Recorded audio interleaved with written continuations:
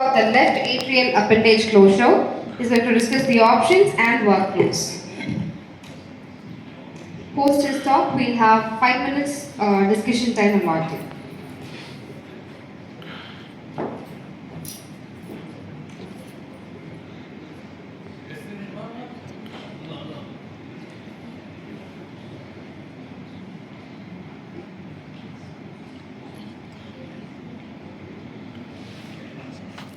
We're drifting off as we get to the end of the meeting, so thank you for sticking around to listen to my talk on left atrial appendage procedures, some options and workflows.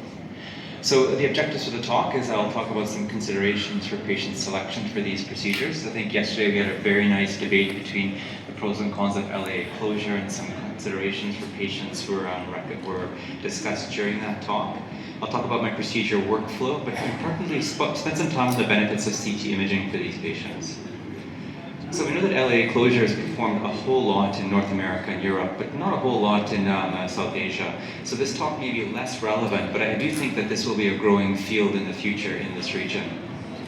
So the first step before you do any procedure is selecting the patient. And we know that the pivotal trials looking at LAA closure were evaluated in patients without contraindications to anticoagulation.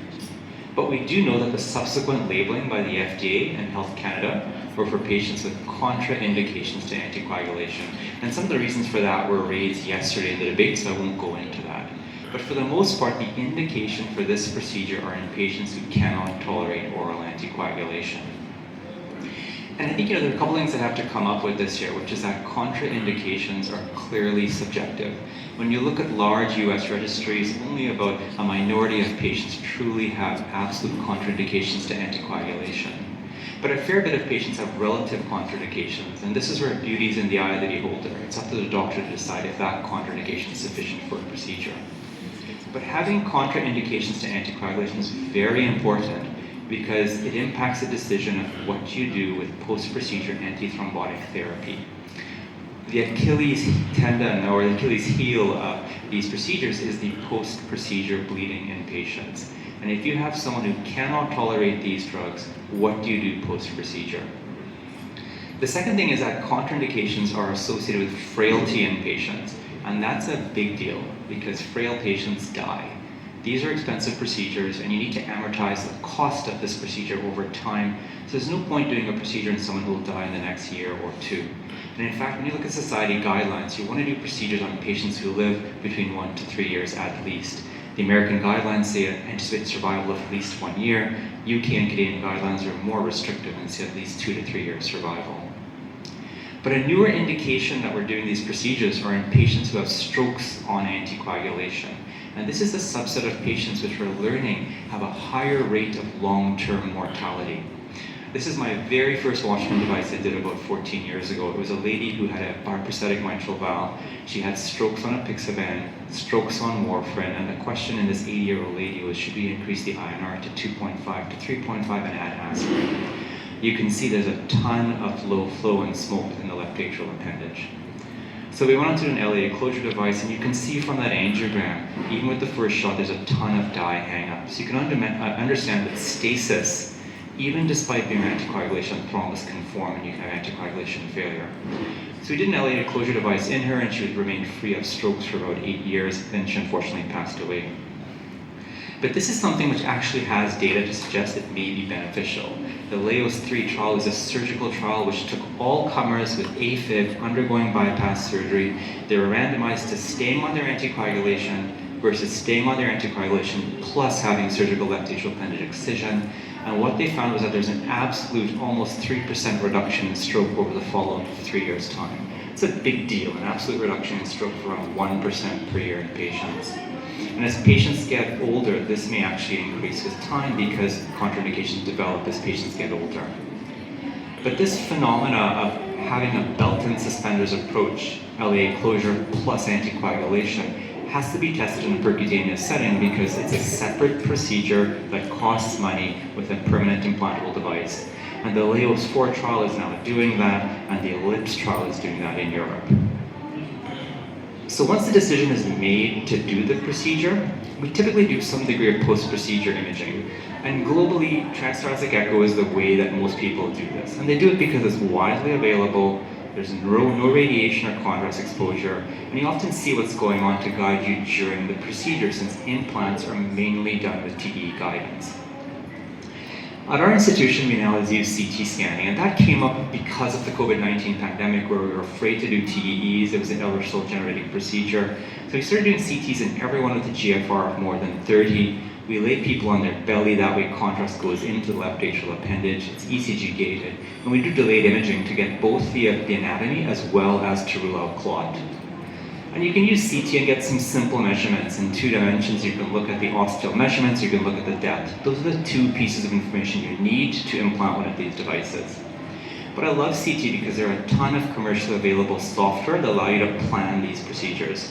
And this is the TruePlan software from Boston Scientific, and it allows you to kind of look at the true appendage, get different dimensions, and get the true maximum and minimum dimensions. But it allows you to use a simulator form to see where your transeptal should be, what the device might look like, what's the compression that you might get. In tough cases, you can use the CT to do a 3D printed model and actually play with the device outside of the heart, which helps you before you do a procedure like this. Once you're going ahead, the next question is, what device do you use? And there are 2 widely used commercially available devices, the Watchman Flex device and the Amulet device. You know, for the most part, both are relatively similar. They both have deflectable sheets. They both have similar degrees of procedural success. But you know, there's some minor variations in these 2 devices. When you look at the large Amulet IDE trial, there are more procedural complications with the Amulet. However, when you look at the Swiss Apero trial, there are less leaks with the Amulet and potentially a lower risk of cardiovascular mortality. So that hasn't been fully borne out, but there's some subtle differences which are potentially marketing differences by the company. We tend to use the Watchman device, and what we've done as an institution is we've picked one device to get proficiency at it. We've used it because there's a good deflectable sheet, the TrueSphere sheet. We've used it because now that there's a 40mm device, there's no large size appendage that can't be covered with a Watchman that you need an Amulet for. The only advantage of the Amulet is for the truly small appendages, which are between the 12 to 14mm range, which really, those are rare. But we also use the Watchman Flex device because, you know, we think this hemocold covering, which is a covering that allows for endothelialization to occur quicker, may help. If endothelialization can occur quicker, you may need less post-procedure antithrombotics, which again is the main issue of bleeding in these procedures. So what do we do? So we use general anesthesia for our procedures. It's not an issue for us to get an anesthesiologist. It makes the procedure quicker for us. We use ultrasound to get groin access, because the worst thing you want to get is a groin complication after the procedure. Then while we're doing this, we simultaneously do a TEE, which our anesthesiologist does. They're all cardiac trained who can do TEEs. They do sizing for us and a lot of clot. We prepare our sheath and our device, and we give our heparin. We like to use TEE because it saves us money compared to intracardiac echo. We're not American, we're Canadian. We do have some cost constraints. And while we do use GA, you need GA for TEE, we use GA anyway in these procedures. We use our transeptal with a BRK and SL1, and it's just in our practice, we think it's easier to get across and make that initial puncture before using the 14 French sheet. We then do a wire exchange and put our deflectable sheet in. So we save money on using these RF wires, which do add a fair bit of money to case cost. We put our device, we look with TE for the pass criteria, do a reverse with protamine, and do a figure-of-8 suture to save money on closure devices. We then send people home in 4 hours. Our philosophy is if you can walk in for an LA closure device, you can walk out the same day. So our patients get a chest X-ray just to document where the device is. It's a quick and dirty test to make sure that when someone comes in 2 weeks later with funny symptoms, the device hasn't embolized. We do an echo to rule out an infusion. And then we put them on some sort of antithrombotic therapy. The question about OAC and DAPT is an important question. We do know that DAPT has a lot of bleeding. So if we can get away with a DOAC, we tend to use a DOAC for 3 months, and then aspirin thereafter. And then we image them at 4 months. So our approach is some sort of antithrombotic therapy for 3 months, aspirin for 1 month, then we image them. And we think that that makes sense because what it allows you to do is it allows you to give them a month off antithrombotic therapy to see if the DRT forms. So we use post-procedure CT imaging. We think that CT imaging helps us in a lot of ways. You know, CTs can show you when you have a leak, as you can see up in this image in the upper left quadrant. You have a leak that's pretty large. CT can show you if a device-related thrombus.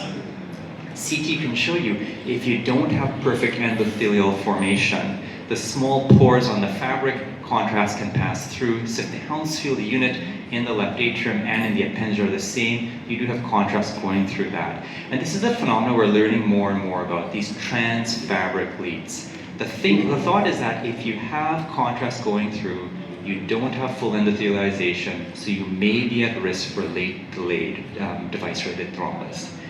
This is what we want to see.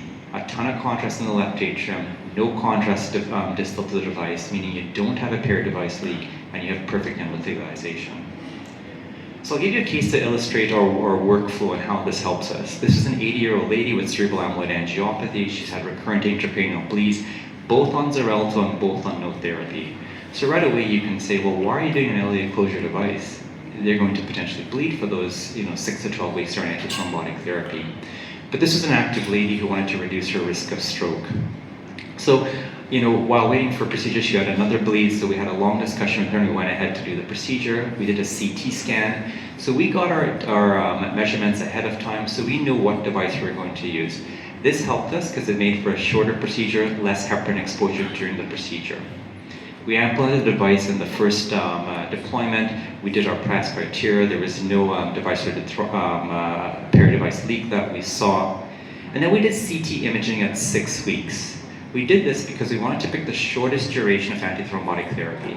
And as you can see here at 6 weeks, there's really no contrast flow beyond the device. So at 6 weeks, we had some good data to suggest that this was perfectly endothelialized, so we could truncate our antithrombotic therapy. Not only did we stop our oral anticoagulant, we actually didn't put her on aspirin as thermal therapy after this. So the key takeaways, I think, with regards to planning these procedures is that always understand and don't forget the impact of frailty. That helps you decide what to do after the procedure and helps you understand if it's even worth it from an economic standpoint to do the procedure. Efficient procedures are possible and there are lots of opportunities to save cost. And I do think the CT imaging will help us going forward in terms of planning these procedures and providing customized care. Thank you very much. Thank you, Dr. Sheldon. The forum is now open for discussion. Over to